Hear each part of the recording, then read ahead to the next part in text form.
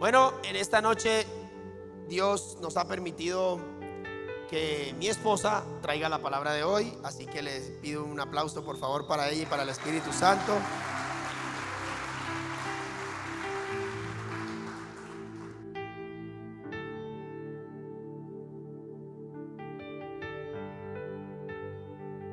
Bueno, mi amor, yo te obedezco. Iglesia, buenas noches. Queremos saludar a las personas que están conectadas, que tal vez nos estás viendo por primera vez, pero también muy especialmente queremos saludar a nuestros pastores que están conectados. Si hay alguna cámara, aquí está Daniel. ¿Qué tal si saludamos a los pastores? Pastores, los extrañamos, por favor. Vienen este fin de semana y llegarán recargados nuevamente, traer una palabra poderosa de Dios. ¿Qué tal si en esta noche adoramos y le damos la bienvenida al Espíritu de Dios que tome control de esta palabra y sea hablando a tu vida, hablando a tu corazón, llenando tu mente, transformando tu hombre interior, en el nombre de Jesús?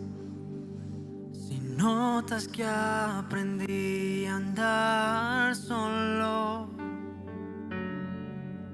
si notas que aprendí a vivir sin ti, si notas algo así, que solo dependo de mí, si notas que en las cosas importantes perdí por hacer todo a mi modo,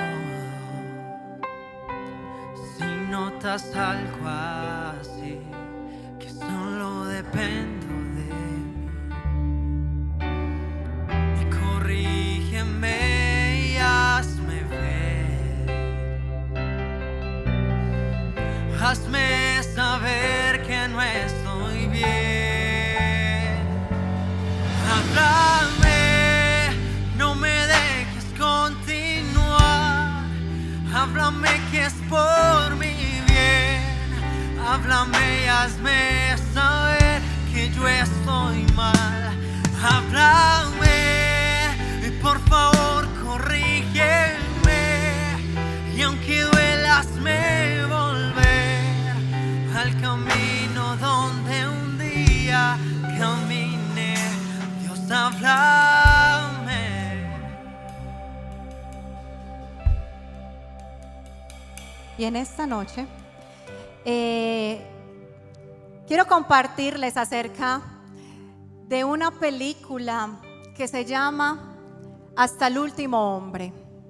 ¿Quién se ha visto esa película? Yo no me la había visto. Muy buena. Dios me habló de esta película, ni siquiera me la había visto. Y resulta que es la historia, para los que no se la han visto, y los voy a contextualizar, es la historia de un hombre llamado Desmond Doss. Esta es una historia de la vida real. Sucedió cuando estaba la Segunda Guerra Mundial. Este estadounidense se filó al ejército de su país para ponerse al servicio de su país. Pero este hombre era un hombre creyente. Era un hombre que tenía sus principios firmes, claros. Era un hombre de carácter que no sucumbía a la presión de la sociedad. Y resulta que Desmond se filó para ser enfermero y ayudar como médico a su pelotón. Y una de las condiciones que él puso para poder servir en el ejército era que él nunca iba a usar el arma, nunca iba a disparar un arma ni atacar la vida de otra persona, y mucho menos matar a alguien, porque sus principios no se lo permitían. Cuando ese hombre da a conocer esta situación, esto se le vuelve un caos, y resulta que su general y sus mismos compañeros se vuelven en contra de él, y hay una situación de presión que lo meten hasta la cárcel, obligándole a que él cambie de parecer.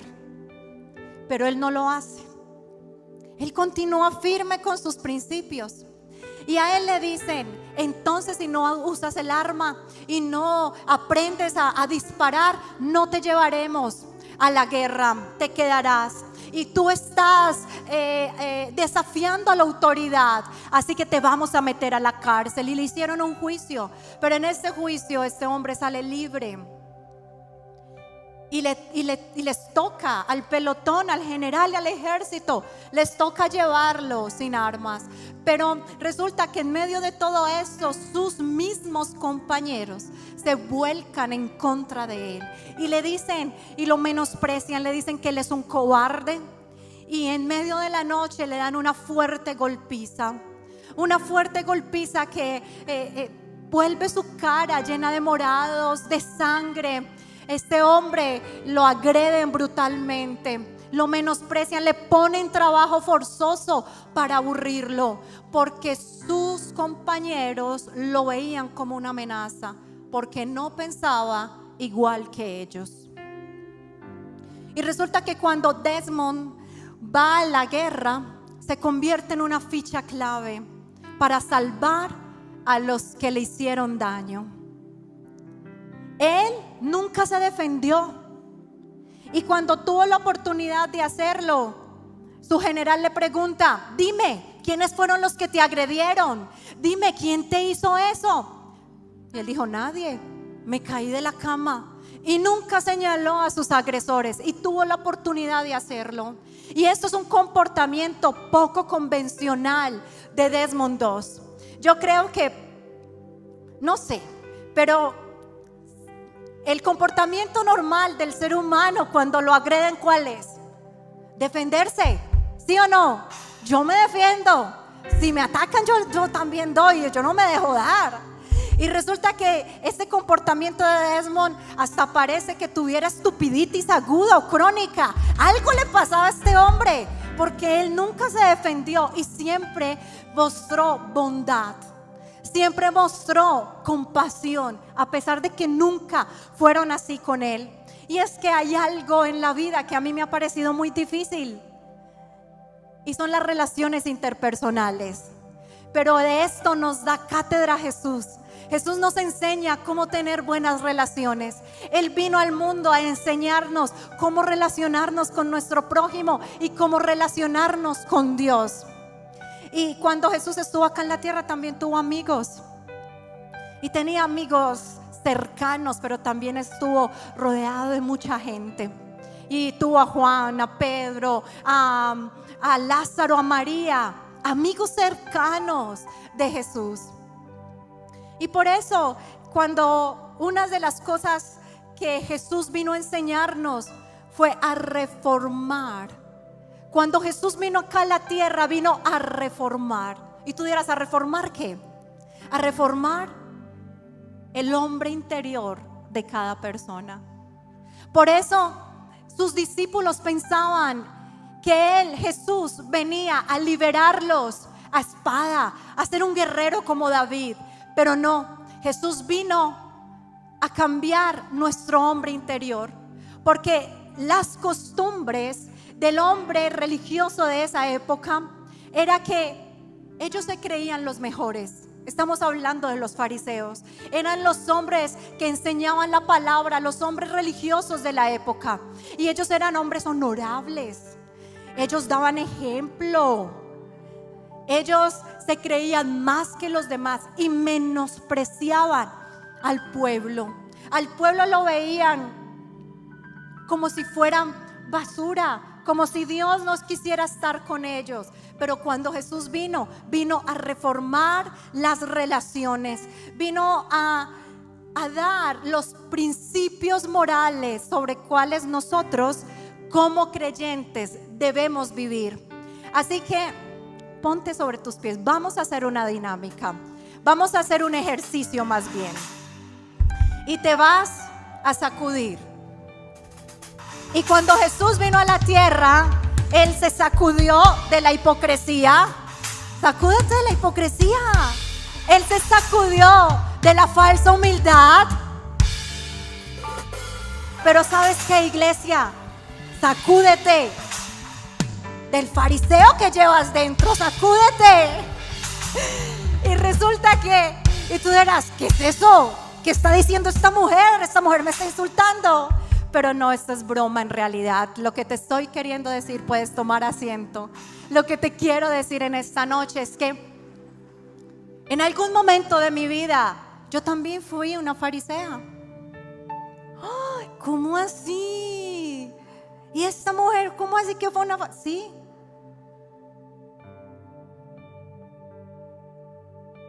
Dios, cuando Jesús vino acá a la tierra, su primer sermón fue en Mateo 5 y se llamó el Sermón del Monte.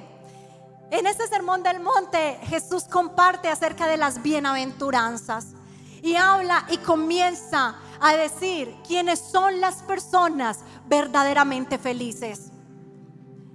Pero esto fue un choque, boom, eso fue un choque para la sociedad en ese momento, porque felices para aquellos o bienaventurados era ese fariseo que tenía muy buena reputación, que tenía muy buena posición económica, que tenía tal vez su moral pulcra, que era puro, santo.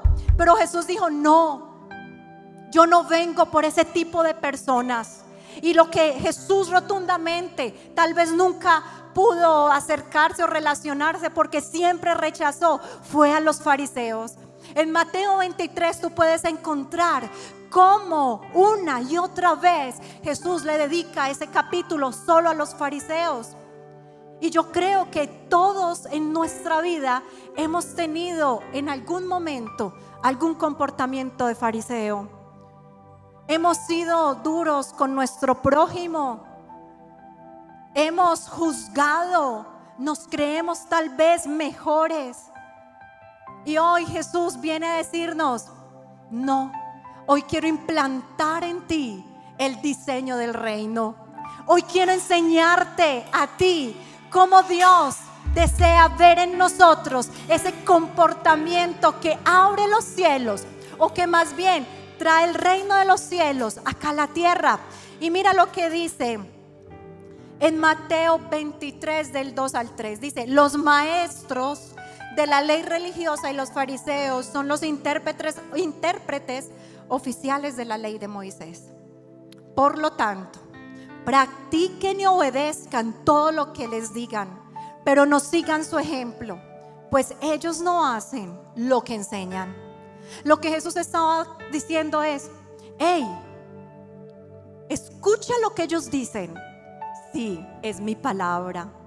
Sí, ellos están enseñando lo que yo enseñé, pero no sean como ellos, porque ellos hablan muy bonito, pero hacen otra cosa. Y Jesús rechazaba rotundamente a esas personas. ¿Sabes por qué? Porque ni ellos entraban al cielo y también le cerraban la puerta para que otros entraran. Pero cuando Jesús habla acerca del Sermón del Monte en Mateo 5 del 1 al 2, mira lo que dice. Cierto día, al ver las multitudes que se reunían, Jesús subió a la ladera de la montaña y se sentó. Sus discípulos se juntaron a su alrededor y él comenzó a enseñarles. Dios bendice a los que son pobres en espíritu y se dan cuenta de la necesidad que tienen de él, porque él es el reino, porque el reino les pertenece, porque el reino del cielo les pertenece. En otras versiones dice, bienaventurados los pobres de espíritu. ¿Qué significa bienaventurados? Significa felices. Felices los pobres de espíritu. Y tú dirás, ¿cómo así? Al Señor le da felicidad que uno esté pobre. Pero resulta que Jesús no se refería a la pobreza física, no se refería a la pobreza material, se refería a la pobreza de espíritu. ¿Y qué significa pobre? ¿A qué se refería Jesús con esa palabra de pobre? En el griego, esa palabra pobre significa miserable. Miserable. Y una persona miserable es aquella que necesita de las otras personas para poder vivir, que no puede ni siquiera tener alimento en su mano para poder sobrevivir. Un miserable, ahora pongámoslo en el contexto, un miserable de espíritu es aquel que dice: uy, Señor, yo no puedo vivir sin ti. Uy, Señor, yo de verdad que no puedo continuar sin ti. Yo soy nada, yo no soy nadie. Tú eres todo para mí. Reconoce su necesidad de Dios. Y hoy quiero contarte primero que no es ser pobre de espíritu. Que no es ser pobre de espíritu. Y no ser pobre en espíritu. Clasifican las personas autosuficientes o la autosuficiencia. ¿Qué es la autosuficiencia? O sea, que se basta de sí mismo, que creen que no necesitan de nadie ni de nada para lograr sus sueños, para lograr sus propósitos, para cumplir sus metas. Creen que solo ellos mismos pueden hacerlo bien, pueden seguir adelante. No necesitan ni del prójimo ni de Dios. Y en este caso recordé a una mujer muy famosa de hace muchos años, Marilyn Monroe. Resulta que un hombre de Dios que se llamaba Billy Graham fue donde Marilyn Monroe. Dios le dijo, Espíritu Santo le dijo: ve donde ella y predícale de Jesús. Y cuando Marilyn Monroe escuchó a Billy Graham y le escuchó predicar de Jesús, este hombre le dijo: necesitas a Jesús. Jesús puede darte una nueva vida. Jesús puede cambiarte. Jesús puede darte lo que tú no tienes. Y ella le responde cuando él terminó de hablar: la verdad es que yo no necesito de tu Jesús. Muchas gracias. A los días, a las semanas siguientes, la encontraron muerta en su hotel, sola. ¿Quién no es ser pobre de espíritu? Los orgullosos. Y yo creo que esto es algo con lo que todos los seres humanos luchamos día a día, porque aún el orgullo, todo el mundo lo ve que lo tiene y uno no se da cuenta. Es como el mal aliento. Todo el mundo se da cuenta el que tiene mal aliento, menos el que lo tiene. El orgullo es así. ¿Y qué es el orgullo? El orgullo es el sentimiento excesivo de satisfacción que una persona tiene de sí misma. Excesiva confianza, diría yo. Una persona orgullosa es soberbia, altiva. Y recuerdo la historia del Titanic. Cuando el creador del Titanic terminó su gran obra, era el barco más grande de todos los tiempos. Vienen los periodistas y entrevistan al creador del Titanic y le preguntan: ¿qué puede destruir este barco? Y él rotundamente dice: ni Dios puede destruirlo. Y cuando zarpan, no se dan cuenta y chocan contra un iceberg y el barco se parte en dos. Y bueno, todos conocen la historia, todos saben en qué terminó la historia del Titanic. Pero resulta que mientras el Titanic se hundía, este hombre va y le dice a los músicos: músicos, sigan tocando, aquí no está pasando nada. Pipe, toque pues, toque. Y seguían tocando y aquí no pasa. ¿Y dónde está el violín? ¿Toca? Ah, bueno. No hay, bueno. Seguían tocando. Bueno, la batería. Seguían tocando. Aquí no pasa nada. Y el barco se estaba hundiendo y aquí no pasa nada. Y ya estaba la mitad de la gente ahogada y aquí no pasa nada. Aún este hombre, en su orgullo, lo llevó a la terquedad. A la terquedad. A la ceguera. Él no veía más allá de lo que él quería ver. Es como cuando uno sale de su casa y entra acá a la iglesia con su esposo o su esposa, sonrientes, todos felices, pero resulta que su casa se está quebrando por dentro. Pero todos en algún momento siempre queremos mostrar la mejor cara, porque no queremos que nadie se dé cuenta que nos estamos quebrando por dentro, que nos estamos destruyendo por dentro. ¿Qué no es ser pobre en espíritu? No ser pobre en espíritu es creernos moralmente mejor que los demás. Mira lo que dice Lucas 18:9. Luego Jesús contó la siguiente historia. Algunos que tenían mucha confianza en su propia rectitud y despreciaban a los demás. El orgullo de creernos muy buenos nos hace caer en la superioridad moral. Nos hace caer en menospreciar a las demás personas y decir: uy, usted vio lo que hizo aquel. Uy, ese man, ¿cómo va a hacer una cosa? Yo nunca haría una cosa de esas. Nos lleva a creer que nosotros somos mejores que los demás.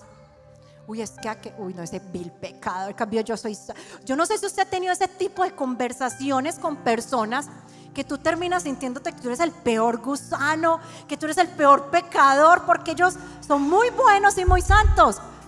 No sé si tú has estado o tú eres ese tipo de persona. Yo lo era. Menospreciaba una y otra vez a mi esposo y me creía mejor que él espiritualmente. Yo era una orgullosa. Por eso te digo, muchas veces fui farisea. Muchas veces alejé la presencia de Dios de mi vida por mi comportamiento de orgullo y de altivez y de creerme moralmente mejor que los demás. Uy, no, yo no voy a ese lugar, es que en ese lugar hacen las cosas. ¿Cómo las harías tú entonces? Mucho mejor, ¿cierto? Pero lo que no sabemos es que si estamos en los zapatos de esa persona, ¿cómo reaccionaríamos? ¿Qué decisiones tomaríamos? ¿Qué haríamos? Es muy fácil juzgar. Entonces, usted se estará preguntando, entonces, ¿qué sí es ser pobre en espíritu? Ya te dije lo que no es ser. Ahora quiero compartirte lo que sí es ser pobre en espíritu. Es que al tener las riquezas financieras de esta tierra, aún está dispuesto, así como Job, de que Dios se las quite y tenga una buena actitud. Job dijo, Dios quitó, Dios dio, Dios quitó, a Dios sea la gloria. Dios dio, Dios quitó, iglesia, a Dios sea la gloria. Y en algún momento de nuestras vidas caímos en la quiebra, perdimos todo lo que teníamos, y ahí salió a florecer la farisea que había dentro de mí, porque yo quería morirme. Trágame tierra. Ya no vivía en la casa que tenía, ya no tenía las comodidades que tenía. Ahora vivía en una habitación con 4 personas, estrecho, las maletas encima, la ropa encima, llenos de deudas, el celular sonando, los bancos reclamando. Y ahora sí, no era feliz. Entonces me veía amargada, deprimida, malgeniada, iracunda. Y Dios me dijo que tenía puesta mi confianza en las riquezas de este mundo. Y eso no es ser pobre en espíritu. ¿Qué es ser pobre en espíritu? Es quien tiene bajo concepto de sí mismo. Escúchame, no estoy diciendo baja autoestima. Te voy a dar un ejemplo para que me entiendas. Un bajo concepto de sí mismo es como decía el apóstol Pablo cuando él se refería de sí mismo, cuando decía, él abundaba en los dones espirituales, era un apóstol que había logrado cosas increíbles para el pueblo de Dios, era un hombre increíble. Pero él se decía de sí mismo, yo, Pablo, estoy en la última fila de los apóstoles, pero en la primera fila de los pecadores. Él sabía que sí, era un gran apóstol, pero esto no hacía que lo elevara 10 metros sobre la tierra, iglesia. Pisa duro, diga, pisa duro ahí donde estás. Necesito tener puestos los pies sobre la tierra. Amén. ¿Sabes? Hay una definición que me gusta mucho de humildad. Y humildad en latín significa pies sobre la tierra. Eso significa humildad en el latín, pies sobre la tierra.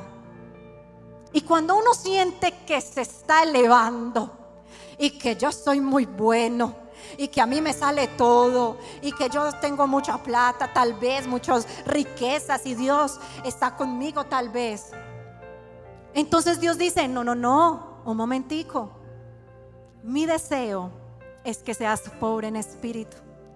Y en algún momento todos hemos pasado por eso, porque somos seres humanos, porque fallamos. Quien ha perdido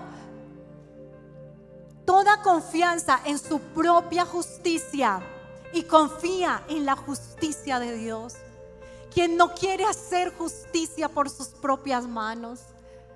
Una vez nos robaron mucha plata. Ay, iglesia, yo todos los días soñaba que iba con un combo y rescataba mi plata y me vengaba de todo lo que me habían hecho. Perdónenme por mis malos pensamientos, pero a veces esas emociones que están dentro de uno nos hace reaccionar mal en contra de mi prójimo, en contra de las otras personas. Y no niego que en algún momento pensé esto, pero asimismo el Espíritu Santo me redarguyó. Pero ¿cuántos tal vez no tienen a Dios y creen que la única manera de saciar ese sentimiento que tienen de ira, de rabia, de frustración es vengándose? Aun cuando somos creyentes, reaccionamos y tenemos este tipo de comportamientos. El llamado a ser pobre en espíritu es la base, el fundamento moral de todas las virtudes. ¿Qué estaba diciendo Jesús? ¿O qué estaba tratando de que entendiéramos? Está diciendo: hey, mira, esta primera bienaventuranza significa que necesitas ser muy humilde para reconocer que necesitas tanto de Dios que ni siquiera vas a poder levantarte de la noche siguiente si Dios no está contigo. ¿Cuántos saben que hoy están sentados y respirando porque saben que fue Dios quien les dio la vida, iglesia? Amén. Vas a tomarle el pulso al que tiene. Vamos a ver, Juan Pasio, y si tienes pulso. Ayer te resucitaron, ¿cierto? Tómale el pulso. No, en serio, tómale el pulso al que tienes en serio, tómale el pulso al que tiene al lado. Bueno, Janet, tómale el pulso del que tiene al lado. A ver, vive, está vivo, late. Si está vivo, no, primeros auxilios por allí, por favor. Entonces, si está vivo, si la persona, pellízcala a ver si siente entonces. Allí que estás conectado con la persona que esté, pellízcala a ver si vive, si está despierto. Pero resulta que ese que sí está vivo y está a tu lado es un ser humano que es un fallímetro andante, como dice el pastor Carlos. O sea, que en cualquier momento el que está a tu lado y tú mismo puede cometer un error, puede fallar, puede equivocarse. No somos perfectos y Dios no busca perfectos. Porque los fariseos se creían perfectos y Dios le desagradaba a este tipo de personas. Y tal vez nosotros no podemos ser perfectos, pero sí podemos ser íntegros. Diga: yo sí puedo ser íntegro. Como iglesia, yo sí puedo ser íntegro. Amén, yo sí puedo ser íntegro. No puedo ser perfecto, pero sí puedo ser íntegro. Tal vez no puedo ser perfecto, pero sí puedo tener el deseo en mi corazón de que Dios me cambie y me transforme. Amén. ¿Quién quiere esto? ¿Quién tiene el deseo de esto en su corazón? Pues por eso dice Dios, bástate mi gracia, porque mi poder se perfecciona en tu debilidad. Donde dices, es que yo no soy bueno, es que yo sigo cayendo en lo mismo, es que yo porque soy así. Dios dice, tranquilo, déjame orar. Yo me hago y me perfecciono en ti, en esa debilidad. Pero también dice, yo los voy perfeccionando a la estatura del varón perfecto. ¿Qué quiere decir eso? Que hoy trabaja en ti, que mañana trabaja en ti y que pasado mañana y todos los días lo seguirá haciendo hasta que tú seas esa obra que Dios desea ver en ti. Pero no lo hace de la noche a la mañana y tampoco lo hace así como queremos que sea. Lo hace con un corazón dispuesto, con un corazón dispuesto. A Dios no le agrada nuestra falsa humildad. Porque la humildad no es como, ay sí, como yo soy tan pobre. No estamos hablando de pobreza. Y no estamos hablando cuando uno habla así, suavecito y minimiza las palabritas. No estamos hablando, eso no es humildad. Eso es falsa humildad. Y Dios quiere que, hace así, nos arranquemos la máscara y nos mostramos como nosotros somos. Por eso hablamos, iglesia, de que nosotros como creyentes no podemos caer en la religiosidad, porque Dios quiere que tú te comportes como Jesús. Y Jesús nunca fue un hombre religioso. Jesús siempre se mostró como era Dios mismo. Y sí, Jesús hacía milagros, proezas. Y también nosotros, Él nos ha dado toda autoridad para que echemos fuera demonios, para que sanemos enfermos. Pero Él dice, hey, antes que todo eso, yo necesito que tú te reformes internamente.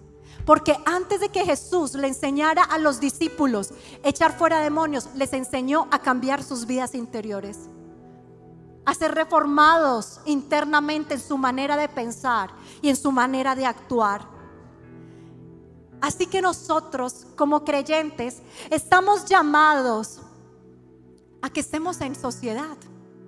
Pues no en sociedad, que tú hagas sociedad con alguien, que tú estés en relaciones sociales, a que tú te relaciones con las demás personas, porque es la única manera, es la única forma que Dios va a encontrar que tú puedas compartir y dar a conocer de que hay un Dios vivo, real, que cambió tu vida.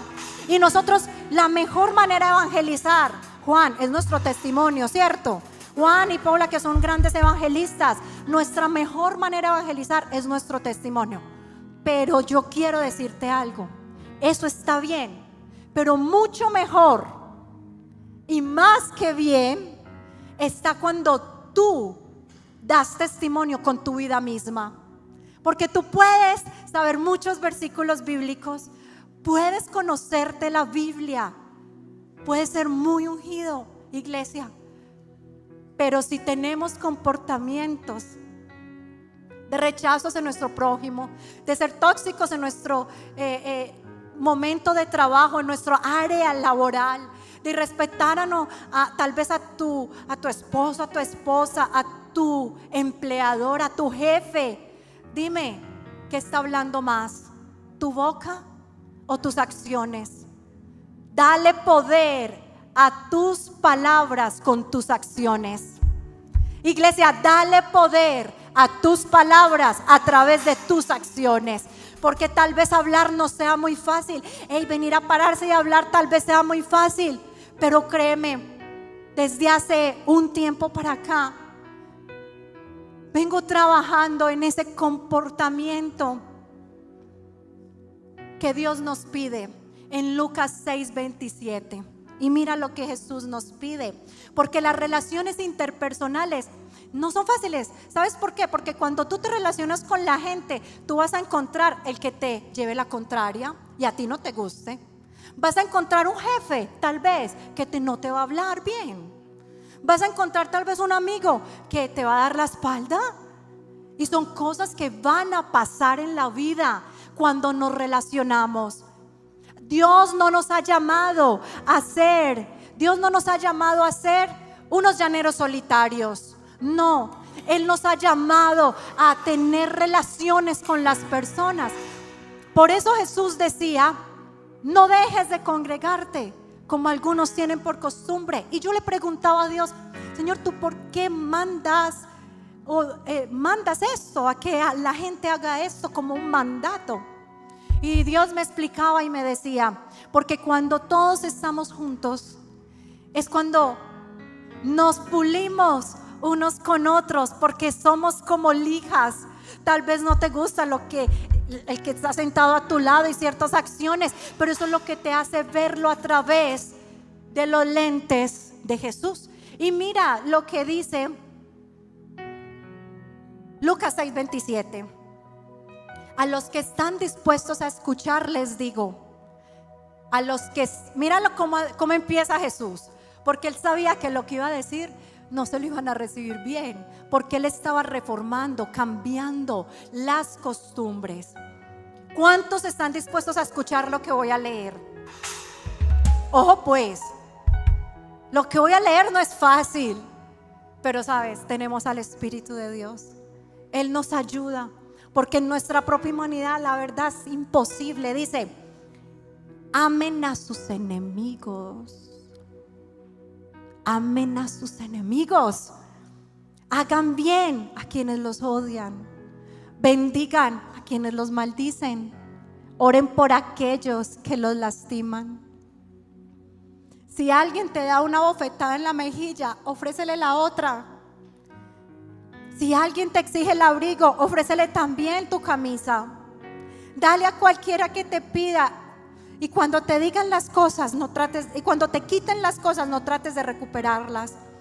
Traten a los demás como les gustaría que ellos los trataran a ustedes. Si los aman a quienes los aman, ¿qué mérito tienen eso? Hasta los pecadores aman a quienes los aman. Y si ellos hacen el bien a los que solamente son buenos con ustedes, ¿qué mérito tiene? Hasta los pecadores hacen eso. Nosotros tenemos un eslogan particular en nuestra iglesia. Dice: donde lo sobrenatural es. Y eso se la saben muy bien. Donde lo sobrenatural es natural. Dime tu iglesia, ¿qué de sobrenatural tiene hablar de quienes te hablan mal de ti? ¿Qué de sobrenatural tiene que amemos o seamos buena gente con los que son buena gente con nosotros? ¿Qué de sobrenatural tiene que nosotros hagamos el bien solamente a los que nos hacen el bien? Nada. No hay nada de sobrenatural. Eso lo hace cualquiera. Esa es la reacción normal de toda persona. Por eso empecé hablando de Desmond II, porque el comportamiento de él fue un comportamiento sobrenatural, fue un comportamiento ejemplar, fue el comportamiento que Jesús quiere que nosotros tengamos. Es la base moral de nuestra vida, es el verdadero carácter. El sermón del monte es el verdadero carácter del creyente. ¿Y sabes por qué Jesús lo puso como la base moral?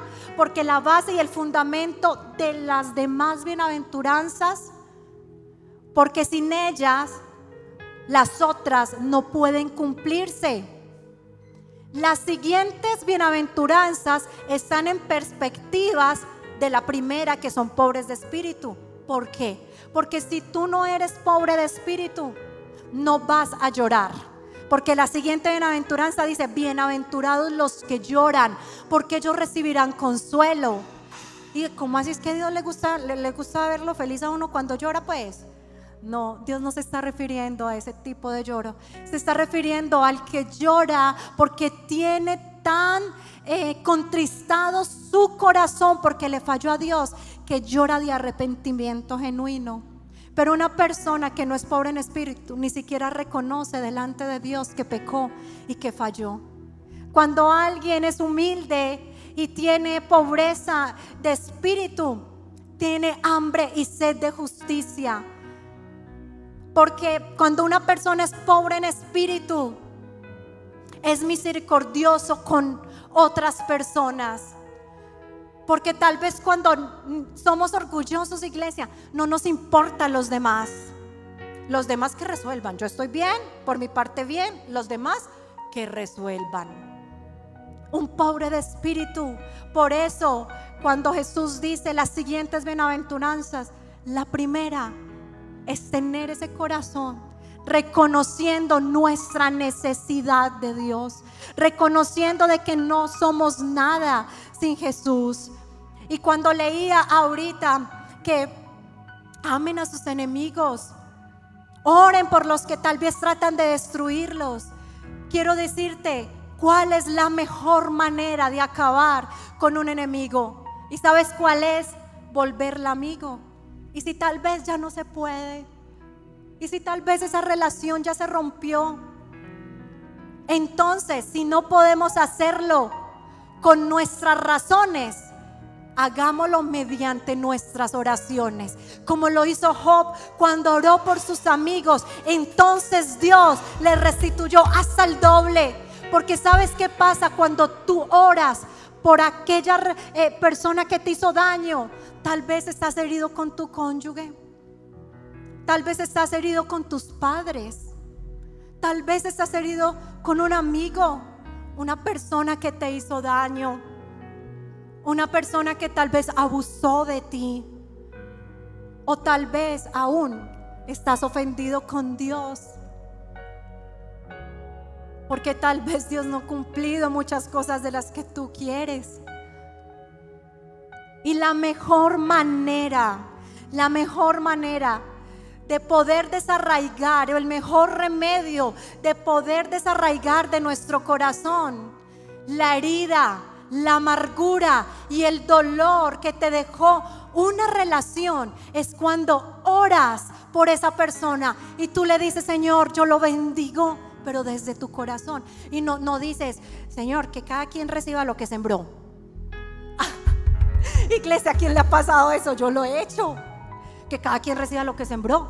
Pero resulta que ese cada quien reciba lo que sembró sí es bíblico, pero mi intención es muy adentro del corazón: el mal que hizo, que se le devuelva. Dime, eso es lo que Jesús estaba hablando en Lucas 6. No, eso no era. Jesús estaba diciendo: ore por el que te hizo daño, ora por el que te traicionó, ora por tu cónyuge, porque tal vez te hace mucho daño y Dios lo puede cambiar. Por eso yo le puse esta prédica hasta el último hombre, porque tu vida, tu forma de vivir, tu manera interior de andar sobre la tierra puede llegar a tocar hasta el último hombre que hay en tu círculo de relaciones. Tú puedes ir por uno más. ¿Sabes qué decía Desmond en la película y en la vida real? Señor, permíteme ir por uno más, por uno más. Y tú vas a decir: con tu vida, Señor, yo voy a ir por uno más. Con mi forma de vivir, yo voy a ir por uno más. Por mi forma humilde de mirar a los demás, yo voy a ir por uno más. Porque así como Dios te cambió y tú estás aquí, Dios necesita que tú vayas y con tu vida impactes a otra persona, iglesia.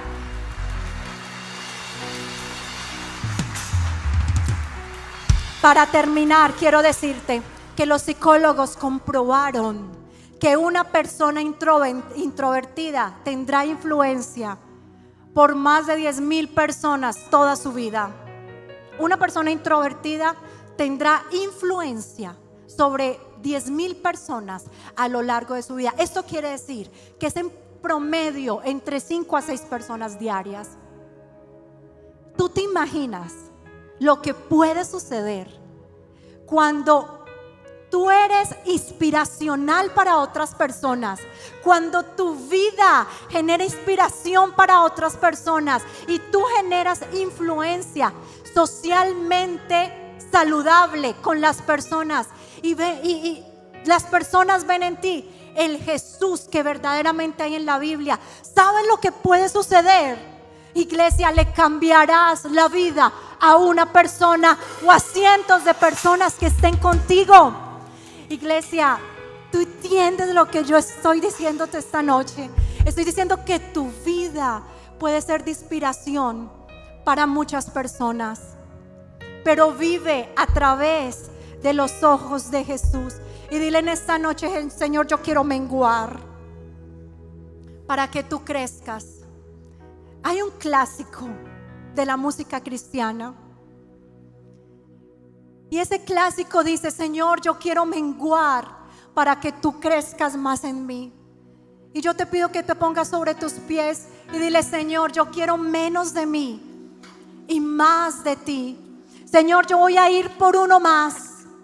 Yo voy a ir por uno más. Y por ese que voy, lo voy a impactar con mi manera de vivir. Hoy Dios quiere quitar el orgullo, la altivez, la falsa humildad de tu corazón. ¿Sabes para qué? Para llevarte a impactar a uno más. Y hasta el último hombre que Dios coloque en tu vida, tú puedas decirle: el Jesús que cambió mi vida también puede cambiar la tuya. Ese es el Dios a quien yo sirvo. Ese es el Dios al que yo oro. Me dé o no me dé, iglesia, no importa, pero yo lo amo porque Él ha hecho grandes maravillas en mí. Amén. Dile: Señor, yo quiero más de ti, más de ti.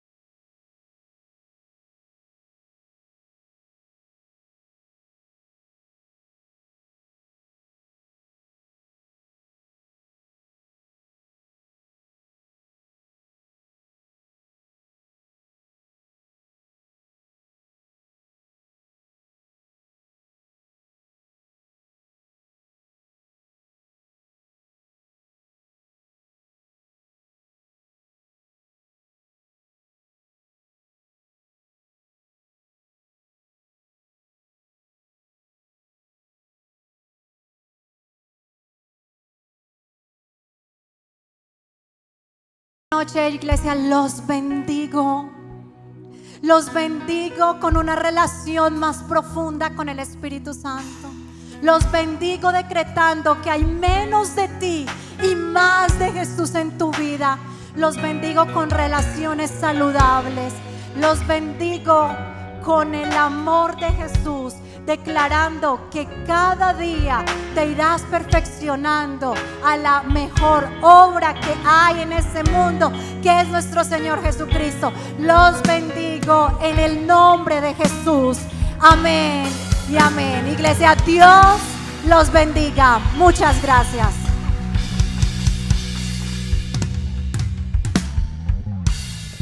El tiempo no cura las heridas. Aunque las ignoremos, ellas seguirán ahí, y si no las sanamos, podrán desencadenar problemas en la manera como nos relacionamos. Hola, mi nombre es Lady Carvajal, soy de la ciudad de Medellín. Mi infancia fue una infancia relativamente tranquila, sana. A la edad de 6 años a mi papá lo meten a la cárcel, entonces mi mamá coge toda la obligación de nosotros 4. Mi adolescencia fue una adolescencia más bien traumatizante. Empecé a sufrir de un acné muy severo, entonces en el colegio me hacían pues muchísimo bullying. Empecé a presentar pues problemas de autoestima, baja autoestima, depresión. No me gustaba como estar mucho a la luz del día, mantenía pues encerrada. Cuando tengo la edad de 20 años descubro a mi papá haciéndole infiel a mi mamá. Entonces esto daña demasiado la relación entre él y yo, y eso me causa una herida enorme. Yo me vuelvo súper rebelde con él a tal punto de deshonrarlo, empiezo a tratarlo muy mal, al punto de que nos dejamos de hablar. Me llaman un día a la universidad y me dicen, hola Lady, ¿dónde estás? Y yo, en la universidad. Ay, ¿cómo así? Es que a tu papá lo mataron. Pero entonces eso fue para mí como un shock, porque yo decía, Dios mío, o sea, yo pasé mis últimos días con mi papá peleando, distanciada, no le dije lo mucho que lo quería, lo mucho que lo amaba, entonces eso en mí empieza a traer una depresión enorme, empiezo a sufrir de una depresión muy fuerte, pero entonces yo digo, no, eso se me va a pasar algún día, con el tiempo yo voy a superar esto. La relación en mi casa con mis hermanas no era la mejor que digamos, éramos todas muy distanciadas. Yo conozco a mi esposo, él entra a trabajar a la casa de nosotros en la parte de construcción, mi papá lo contrata pues como a que hagan los arreglos en la casa, y desde que él llega a la casa a mí me atrae mucho. Y ahí empieza todo ese noviazgo a escondidas, porque mi papá no aceptaba ese noviazgo, pero fue un noviazgo súper tormentoso, por lo que como era a escondidas, él tenía como doble vida, empieza a conseguir dinero y a gastar en mujeres, a derrochar impresionante el dinero, pero aún así yo seguía enamorada y permitía como que todas esas cosas que él hacía conmigo. Cuando a mi papá lo matan, entonces obviamente pues ya veo como la oportunidad de estar abiertamente con él. Nos casamos y empezamos un matrimonio relativamente bueno, pero al tiempo los problemas se empiezan a salir impresionantes, donde económicamente yo no veía un respaldo de él, no sabía por qué no le iba bien. Cada que había un problema grave, la forma de ser de él es ser muy pasivo. Entonces él se iba de la casa para donde su mamá. Yo quedaba sola con nuestro hijo y seguía trabajando, y yo siempre decía, pues a la final él a mí no me aporta nada económicamente, entonces yo soy capaz. Comenzar una relación que no está bajo la bendición de Dios hace que vivamos un matrimonio infeliz que nos causa más heridas emocionales.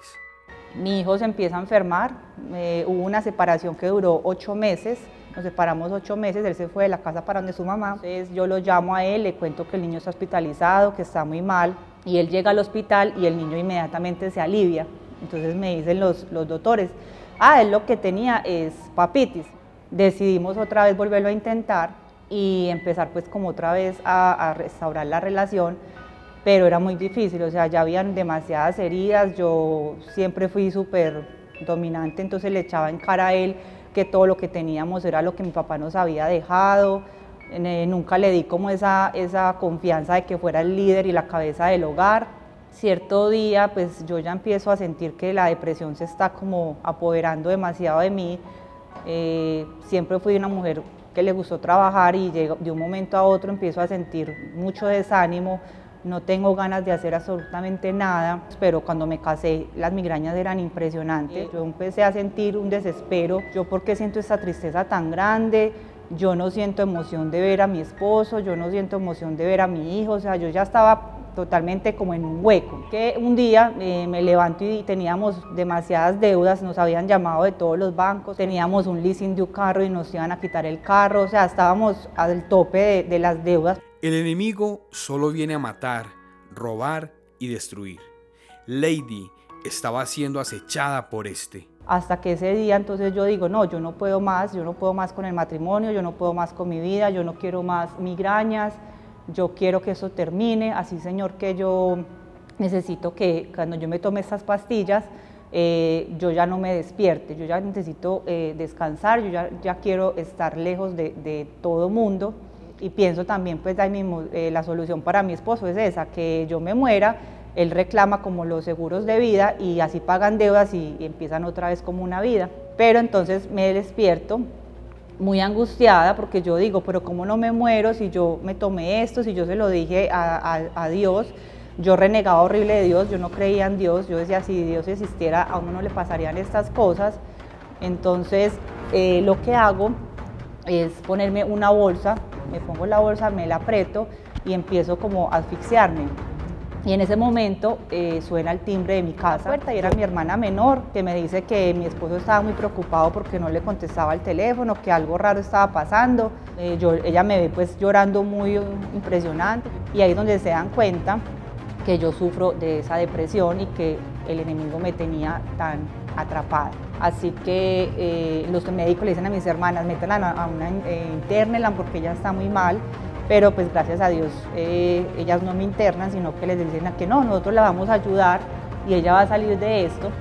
Empiezo con psiquiatras me mandan demasiadas pastillas. Cuando estamos a punto de dejarlo todo, Dios siempre llega justo a tiempo. Pero un día mi hermana menor me dice, vaya a un encuentro de la iglesia donde yo estoy yendo y yo sé que allá le pueden ayudar. Voy a este encuentro, de verdad que es algo sobrenatural. Empecé a recibir demasiado, donde me doy cuenta que tengo maldiciones generacionales y que por eso tengo tantas cosas en mí, donde también me doy cuenta de que me habían hecho brujería. Así que yo decido pedir una cita de liberación en la iglesia SOS. Yo lo que veo en esa liberación es algo que solo las personas que lo hemos vivido lo entendemos, porque fue real. O sea, yo vi a Jesús peleando por mí con ángeles, vi a la parte de las tinieblas, tuve unas visiones impresionantes en esa liberación. Duró muchísimo tiempo la liberación y después de eso yo salí como nueva. O sea, yo decía como, wow, ¿qué me pasó a mí? ¿Qué fue eso que viví en este momento? Y recuerdo que yo me quebranté tan impresionante de lo que había vivido, en esa liberación, que yo le dije a Dios, no más, no voy a luchar más contra ese amor que tú tienes por mí, ya sé que sí existes, rescátame de estas aguas profundas. Bueno, entonces ya mi vida empieza a cambiar, yo empiezo a sentir más ganas de vivir y todo empieza como a fluir y a mejorar en mi vida. Pero el matrimonio yo siempre veía como que seguíamos ahí como estancados, a pesar de que ya habíamos pagado deudas y empezar como de cero. Dios es maravilloso y la casa que compramos la pudimos vender a muy buen precio. La gente iba y la casa no se vendía, pero después de que yo me quebranté ante Dios y le pedí que cogiera todas mis cargas, todos mis problemas y que me ayudara a salir de todas esas deudas, de un momento a otro la casa se vende, logramos pagar todas nuestras deudas y comprar otra propiedad. Él va al encuentro y es tocado totalmente por Dios. Él me dice que lo que sintió fue algo sobrenatural. Empiezan también a romperse en todas esas cadenas que él tenía encima, todas esas maldiciones generacionales de estancamiento, de pobreza. Yo empiezo a ver un hombre espiritual, empiezo a ver a un líder, empiezo a verlo como con ganas de sacarnos adelante. Él empieza increíblemente a abrirse como las puertas en todo lo que él hace de la parte de la carpintería, a tener un negocio con otro negocio, empezó económicamente a irle súper bien y yo le dije a él, ya ahora sí estoy segura de que Dios nos restauró económicamente y que ahora en adelante a ti te va a ir súper bien. A pesar de la pandemia, de que fue un año tan difícil para tantas personas, a mi esposo no le faltó un solo día de trabajo, o sea, era una cosa sobrenatural. Mi sueño cumplido en el 2020 fue definitivamente el cambio de mi esposo. Era el sueño que yo más tenía. Yo quería ver a ese hombre líder, cabeza de hogar, esa restauración en el matrimonio, esa restauración económica, y este 2021 también, de la mano de Dios, sé que vamos para adelante. Lady y su familia están viviendo sus sueños y gozando de la vida feliz que Dios les entrega. ¿Y tú, cuándo vas a comenzar a disfrutar de la abundancia de Dios? ¿Quieres recibir ese milagro que tanto anhelas? Te invitamos a SOS, un lugar en donde lo sobrenatural es natural. Quiero estar siempre a tu lado.